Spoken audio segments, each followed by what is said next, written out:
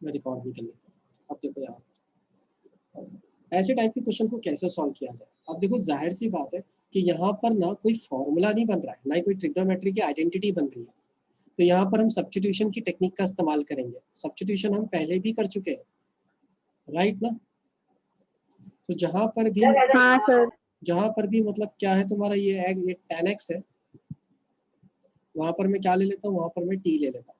अब अगर मैं इस लाइन को डिफरेंशिएट करूं विद रिस्पेक्ट टू x, तो मुझे क्या मिलेगा, tan का डिफरेंशिएशन क्या होता है, sec स्क्वायर होता है, इज इक्वल ओके t का डिफरेंशिएशन होता है dt बाय dx।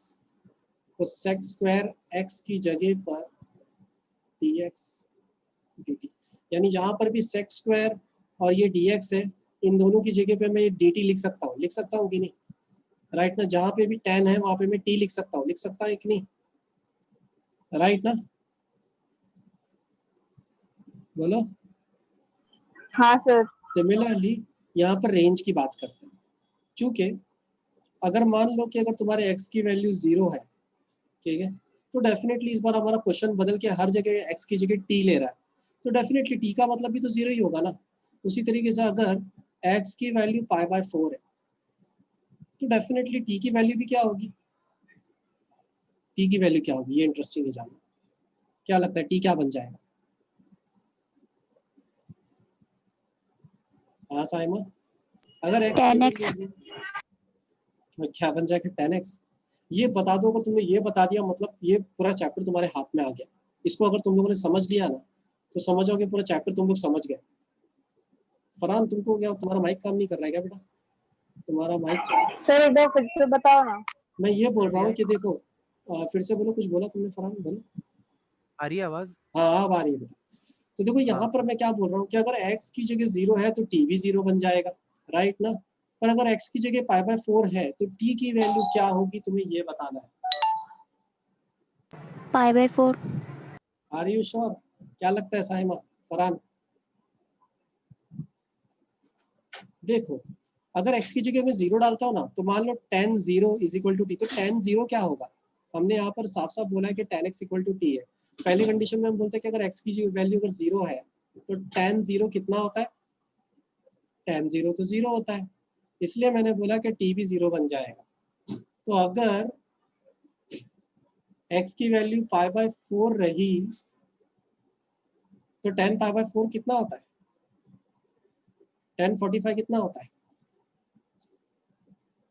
1 1 होता है ना। तो t की वैल्यू क्या बन जाएगी,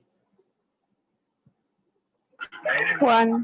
समझ में आया ये कहाँ से आया, ये कंसेप्ट समझना बहुत जरूरी था। अगर ये समझ गया मतलब तुमको ये तुम ऑलमोस्ट सब कुछ समझ गए, ठीक है। अब चलो इन सारी चीजों को ना इसके अंदर सब्स्टिट्यूट करते हैं, तो हमारा जो इंटीग्रेशन है ना, इसकी रेंज बदल जाएगी। इसकी रेंज कैसे बदलेगी, इसकी रेंज कुछ इस तरह से बदलेगी, ये हो जाएगा तुम्हारा 0 से 1 तक जाएगा, राइट ना। ऊपर sec स्क्वायर x और dx की जगह कौन ले लेगा, dt ले लेगा, द होल डिवाइडेड बाय नीचे 3t square plus 4t plus 1, ये इसकी जगह ले लेगा, राइट ना। समझ में आया तक? अब नाउ नेक्स्ट, अब क्या ये कोई जाना पहचाना हाँ क्वेश्चन सर। दे रहा है तुमको? हाँ साइमन, क्या ये तुमको कोई जाना पहचाना नहीं दिख रहा है, ये क्वाड्रेटिक की क्वेश्चन बन रही है, क्या कुछ याद है हमने कैसे हाँ किया था? सर। तो बताओ जरा हमने कैसे किया था। सर हम लोग ने उसका वो फैक्टर्स निकाला था, फिर उसका जो यस, फिट कर दिया था so there are a b. Multiple ways. Yes, एक तो तुम वैसे कर सकते हो, लेकिन मैं क्या करता हूँ, देखो मेरा दिमाग, तुमको ये वाला टेक्निक याद आएगा। यहाँ पे 3 है ना, 3 इसको कॉमन ले लो, क्योंकि मैंने ये भी कहा था कि जो तुम्हारा ये जो होता है ना टी स्क्वायर या एक्स स्क्वायर, वो हमेशा अकेला रहना चाहिए, याद है कि नहीं। तो उसको ऐसे कॉमन ले लो। याद आ रहा है कि मैं ऐसे बोल रहा हूँ, याद आ रहा है ना। हाँ सर। तो ये हो जाएगा T square plus 4/3t plus 1 dt, right ना। अब आगे की बात करते हैं। अब अगर मान लो मुझे इसका फैक्टर बनाना, पर मैं फैक्टर नहीं बनाऊंगा, मैं squaring method by completing square वाला, याद है तरीका, हमने सीखा था इंटीग्रेशन में।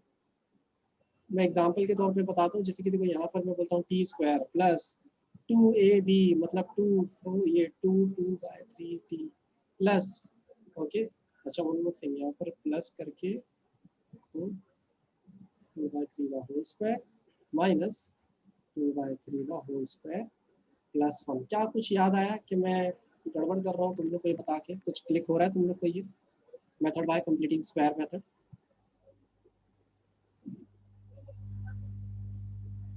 हाँ साइमा, फरहान, कुसुम एकदम ब्लैंक हो गए स्टेप पर।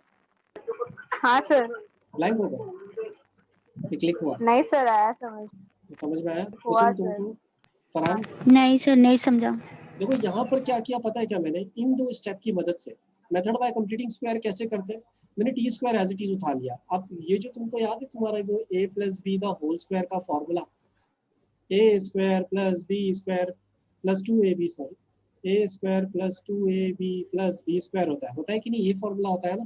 तो हम लोग क्या करते हैं, फैक्टर बनाते हैं उसके स्टाइल। कैसे बनाते हैं? टी स्क्वायर को उतार दिया, टी स्क्वायर अकेला है मतलब 1 है उसके साथ, ठीक है। फिर उसके बाद बीच का स्टेप कैसा होता है, 2ab होता है फॉर्मूले में, होता है कि नहीं 2ab। तो 2 को मैंने लिख दिया।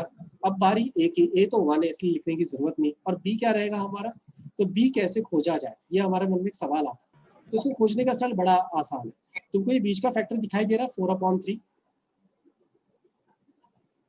ये 4/3 से हम खोजेंगे। क्या करना होता है, हमेशा इसको अकेला रखने का, हमेशा, इसलिए मैं बोला ना ये टी स्क्वायर जो है अकेला रहना चाहिए। 1/2 से इसको मल्टीप्लाई कर दो और पूरे पे स्क्वायर लगा दो, तो जो नंबर आएगा वो तुम्हारा क्या रहेगा, वो तुम्हारा बी रहेगा। समझ में आया? तो डेफिनेटली यहाँ पर क्या आएगा, 2/3। तो ये क्या आ गया तुम्हारा, बी हो गया। समझ में आया? तो नंबर खोजने का तरीका समझ में आया? हाँ सर। ओके। और वैसे भी अगर तुम इसको वापस सीरीज ये इसको सिंप्लीफाई करोगे ना, देखो ये 2/3 स्क्वायर माइनस 2/3 कट ही जाएगा, और यहाँ पे 2 घूम फिर के आने वाला तो यही है, राइट ना। ऐसा करने का फायदा क्या हो रहा है, मैं ये वाले स्टेप को ना अलग कर सकता हूँ। कैसे अलग कर सकता हूँ, मैं ये वाला फॉर्मूला चिपका सकता हूँ, a plus b the whole square का। तो चलो मैं चिपका के दिखाता हूँ कि a plus b the whole square का अगर फॉर्मूला लगाया जाए तो ये कैसा दिखाई देगा। ये कुछ इस तरह से दिखाई देगा, ये हो जाएगा t plus 2/3 the whole square, ऐसा ही दिखाई देगा ना ये, प्लस। अब बात करते हैं आगे की। अब देखो आगे क्या है, आगे है -4/3, राइट ना। -4/3 है, तो चलो कर लेते हैं उसके बारे में भी बात। देखो यहाँ पर है, मैं यहाँ साइड में कर रहा हूँ, प्लीज बहुत ध्यान से देखना, ठीक है। -4/3 3 9 होता है, 9 होता है कि नहीं, +1 है, ये साइड का पार्ट बता रहा हूँ। तो जाहिर सी बात है इसको तुम क्रॉस मल्टीप्लाई करोगे, ये हो जाएगा -4 + 9/9। इसका मतलब क्या हो जाएगा, +5/9। तो यहाँ पर क्या हो जाएगा, +5/9 लिख देंगे आप। यही करेंगे कि नहीं करेंगे? कुछ गड़बड़ तो नहीं चला हमने?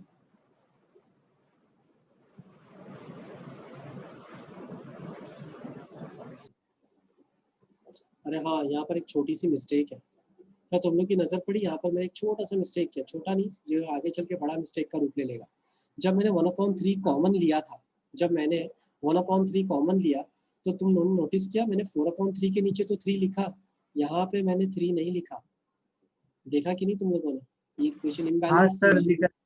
तो वही तो एक चीज की वजह से को बड़ा गड़बड़ हो गया, यहाँ पर भी 3 आएगा, राइट ना। अब इसको सॉल्व करेंगे तो जरा हमारा सोल्यूशन भी अलग आएगा। तो जाहिर सी बात ये हो जाएगा 4/9 + 1/3, राइट ना।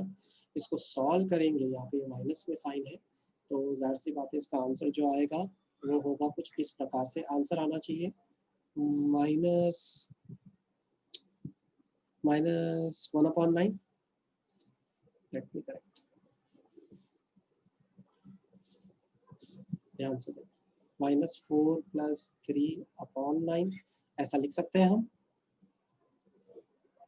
राइट ना। जो ये वाला पार्ट है उसको हम ऐसा लिख सकते हैं कि कंफ्यूजन हो रहा है? साइमा, कुसुम, फरहान, हाँ सर। कंफ्यूजन हो रहा है? हाँ सर समझा। नहीं जाहिर सी समझा बात है सर। ये 4/9 हो जाएगा प्लस 1/3। तो एक काम करते हैं, न्यूमरेटर डिनोमिनेटर को 3 से मल्टीप्लाई कर लेते हैं, हो जाएगा 4/9 + 3/9। डिनोमिनेटर एक जैसा हो गया, एक ही बार लिख दो, राइट। हमारे 4 के साथ माइनस साइन लगी हुई है, तो डेफिनेटली आंसर भी उस हिसाब से आएगा, राइट ना। तो मैं उसी की बात कर रहा हूँ यहाँ पर कि एग्जैक्टली यहाँ पर अब होगा क्या। ओके, चलो आप बात करते हैं आगे की। तो इसके बाद अब देखो यहाँ पर ना ये -4 + 3 कितना हो जाएगा, डेफिनेटली -1 हो जाएगा, तो चलो उसको लिख लेते हैं। ये हो जाएगा t + 2/3 the whole square, definitely इसका आंसर आएगा -1/9, राइट ना? क्या यही आएगा? पर मैं क्या बोलता हूँ, इसको भी हमें स्क्वायर में लिख देना चाहिए, द होल स्क्वायर, राइट ना? क्या ये कोई जाना पहचाना फॉर्मूला बन रहा है? a square minus b square। बिल्कुल नहीं। इंटीग्रेशन का फॉर्मूला स्वयं, क्या ये कोई जाना पहचाना फॉर्मूला बन रहा है इंटीग्रेशन का? फरहान? हाँ सर, x² माइनस a² ना। हाँ very good, 1/x² minus a²। तो मैं डायरेक्टली यहाँ पे उसका हाँ सोल्यूशन लिख रहा हूँ। देखो यहाँ पर आता है रिवीजन की सब जरूरत है। तुम नोटिस करो, इतने क्वेश्चन में हम कुछ भी अलग अलहदा नहीं कर रहे यार, सब में एक जैसा ही तो स्टेप आ रहा है कि नहीं? खुद बोलो तुम लोग। लगातार हम वही एक्सरसाइज को अलग अलग ढंग से कर रहे हैं, अल्फाबेट बदल जा रहे हैं, फंक्शंस बदल जा रहे हैं, पर वही चीज की जा रही है। तो यहाँ पर इसका सोल्यूशन क्या रहेगा? सबसे पहले 1/3 को तो एज इट इज लिखो, फिर उसके बाद आंसर में क्या आता है? 1/2a होता है, राइट ना? तो क्योंकि ये बहुत बड़ा बनेगा इसलिए मैं स्क्वायर ब्रैकेट लगा देता हूँ। 1/2a, तो यहाँ पर a क्या है हमारे केस में? 1/3 है, तो मैं बोल देता हूँ 1/2a, तो 2a का मतलब यहाँ पे 1/3। फिर आता है लॉग, लॉग आता है कि नहीं? फिर लॉग के बाद x minus a upon x plus a, यही फॉर्मूला है ना? तो x है हमारा t + 2/3 minus 1/3 the whole divided by t + 2/3 plus 1/3, right? क्या सबको क्लिक हुआ, याद आया? हाँ सर। जाहिर सी बात है, हमारे इंटीग्रेशन पे रेंज लगी थी, तो हमको स्क्वायर ब्रैकेट लगा के यहाँ पे भी रेंज लगानी पड़ेगी, राइट ना? हमको ये भूलना नहीं है कि रेंज लगाना है। यहाँ तक करोगे तो तुमको सब, अगर मान देखो डेफिनेटली क्वेश्चन 4 मार्क्स के लाएगा, तो डेफिनेटली यहाँ तक करोगे तो तुमको 3 मार्क्स ही मिलने वाले, 1 मार्क्स तुमको रेंज लगाने के मिलेंगे, ठीक है? तो चलो रेंज लगाते हैं। तो सबसे पहले इसको थोड़ा सिंप्लीफाई कर लेते हैं। ये 1/3 ये हो जाएगा तुम्हारा 2/3, यानी इसको उल्टा करेंगे तो 3/2 हो जाएगा। इसका मतलब ये 3 और ये 3 कट जाएगा, राइट ना? तो मैं 2 को भी बाहर लिख देता हूँ, तो ये जो 1/2 करके ऐसे बाहर आ जाएगा। स्क्वायर ब्रैकेट लगा के रखते हैं। उसके बाद ये आ जाएगा तुम्हारा लॉग।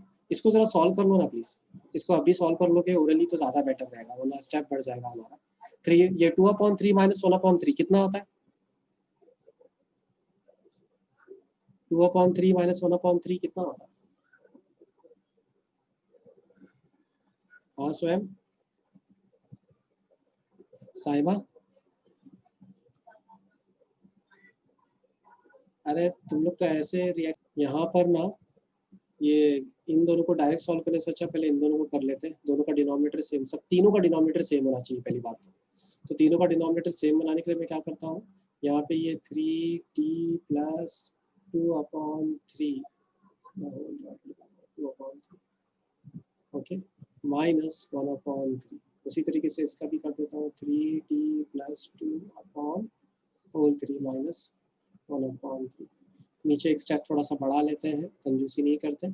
सेम चीज़ यहाँ पे डिनोमिनेटर एक जैसा है तो एक ही बार लिख देंगे, तो ये हो जाएगा 3t + 1, राइट? 3t + 1/3। उसी तरीके से ऊपर की बात करते हैं तो ये हो जाएगा 3t प्लस, यहाँ पर क्या हो जाएगा 2 - 1। एक सेकेंड ना, सॉरी छोटी सी मिस्टेक, यहाँ पे प्लस है तो ये भी प्लस है, तो ये हो जाएगा 2 + 1 हो जाएगा 3/3, राइट? ये 3 और ये 3 गेट कैंसिल, राइट? ये हो जाएगा लॉग, ओके बच जाएगा हमारे पास 3t + 1, 3t + 3, ओके 0 से लेके 1, ओके। हाँ अब इसके बाद क्या करेंगे, हमारा फाइनल स्टेप? अब बस रेंजेस को डाल दो, एक बार जहां पर भी t है वहां पर 1 डाल दो, और एक बार जहां पर भी t है वहां पर 0 डाल दो। तो क्या आ जाएगा यहाँ पर? अगर एक बार मैं यहाँ पर 1 डालूं, जहाँ पे भी t है वहां पे अगर 1 डाल दूं तो क्या हो जाएगा? 4/6 हो जाएगा, 4/6 हो जाएगा कि नहीं? हाँ सर। फिर माइनस, फिर जहाँ पे भी t है वहाँ पे 0 डालो तो क्या हो जाएगा? 1/3। वेरी गुड, हो गया तुम्हारा आंसर। तुमको आगे होता है तो करो, नहीं तो कोई बात नहीं। वैसे आगे हो सकता है, इसके आगे क्या कर सकते हैं, log a/b हो जाएगा ये, राइट ना? तो 1/2, तो log a/b के हिसाब से यहाँ पर क्या आना चाहिए, यहाँ पे आ जाएगा log 2 आ जाएगा। ओके, ये तुम्हारा फाइनल आंसर, इसके आगे नहीं हो सकता। इसके आगे और क्या हो सकता है? क्या ये समझ में आया तुम लोगों को? बहुत इजी क्वेश्चन है। इस कैटेगरी पे करना क्या होता है पता है क्या? देखो यहाँ पर ना मैं लेट इसको i बोल देता हूँ, हमेशा की तरह ये हो जाएगा 0 to π/2। और जहाँ पर भी मतलब ये लॉग को ले लेते हैं एज इट इज। अब जरा उस थ्योरम को हम यहाँ पर अप्लाई करते हैं। हम क्या करेंगे पता है क्या, जो 10x है ना, इस पे वो सारी चीजें अप्लाई करेंगे। कैसे अप्लाई करेंगे बहुत ध्यान से देखना। ये हो जाएगा 10x की जगह पे हम नया टर्म डालेंगे। जैसा वहाँ पे उसने a बोला है ना, तो हम यहाँ पर a डालेंगे। पर क्या a डालूंगा जरा ध्यान से देखना। एक और चीज़ है, स्टेप बाय स्टेप करते हैं, फिजूल के स्टेप नहीं खाते। इसको 10x नाम दे देते और इसको हम इक्वेशन 1 बोल देते हैं। इसी तरीके से नेक्स्ट स्टेप में हम 0 π/2, ये हो जाएगा तुम्हारा log, यहाँ पे आ जाएगा 10, यहाँ पे x की जगह ले लेगा π/2 माइनस x। अब मैंने π/2 माइनस x क्यों लिया, थोड़ी देर में पता चल जाएगा, क्योंकि 10 सर वो π/, फॉर्मूले में है ना a - x, इसलिए π/2 हाँ वो तो है, लेकिन इसका फायदा क्या होगा हमको आगे चल के पता चलेगा। ठीक है, फॉर्मूला, हाँ ये 100% वो तो जाहिर सी बात है, वो है इसलिए लिखा गया है। यहाँ पर देखो जरा ध्यान से। अभी नेक्स्ट स्टेप में क्या, 10 π/2 माइनस x कितना होता है, 10 90 माइनस थीटा क्या होता है, 10 90 माइनस थीटा क्या होता है, cot थीटा। cot theta. हाँ हाँ सुन लिया मैंने, cot थीटा। ठीक है, इस तरह से। तो ये हो गई हमारी इक्वेशन 2। बस करना कुछ नहीं है तुमको, ज्यादातर क्वेश्चन यहाँ से नीचे जितने भी क्वेश्चन दिखेंगे इसके बाद का स्टेप सबका सेम रहेगा। दोनों ही क्वेश्चन को ऐड कर दो, सॉरी दोनों ही तुम्हारी जो इक्वेशन है, इक्वेशन 1 and 2 दोनों को ऐड कर दो।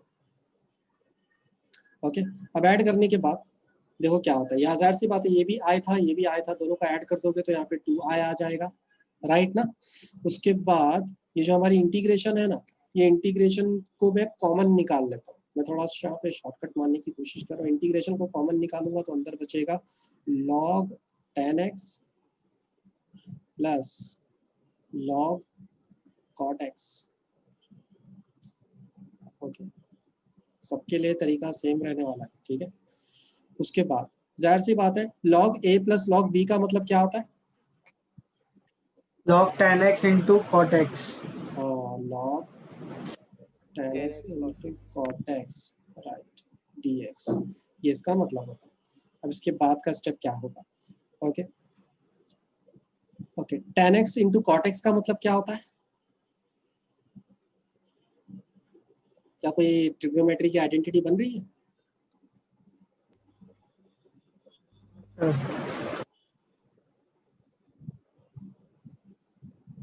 हाँ साइमा, तुम बता सकते हो 10x into cot x क्या होता है? Saima, 1 sir sin upon cos होता है ना? 1 होता है। 1 ऑफ कोर्स, 1, 10 into cot 1 होता है। Okay, and last but not the least, अब हमारा यहाँ पर काम ऑलमोस्ट हो गया डन, ठीक है।